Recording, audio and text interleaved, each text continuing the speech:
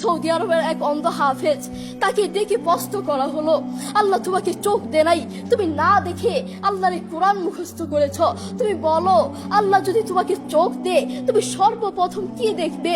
অন্ধ হাফেজ বলল, আল্লাহ আমাকে চোখ দে নাই, আল্লাহ আমি চোখে দেখতে পারি না, আমাকে চোখে দেখার মতো সেই শক্তি আল্লাহ দে নাই।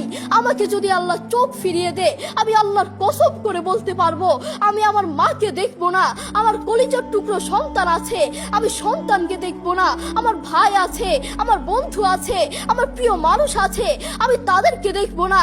আমি দেখবো যেই কোরআন আমি না দেখে মুখস্থ করেছি সেই কোরআন দেখবো, সেই কোরআনের আয়াতগুলো কত সুন্দর তার দিকে তাকাবো। আল্লাহু আকবার। আমরা আমাদের কথা বলছি, আমাদের চোখ থাকতে আমাদের কোরআন পড়ার সময় হয় না। আপনি বলছেন আমি ব্যবসা করি সময় পাই না, কোরআন কোত্থেকে পড়বো? ব্যবসা করি, কোরআন পড়ার সময় পাই না। আমি দোকান করি, দোকানে অনেক কাজ থাকে।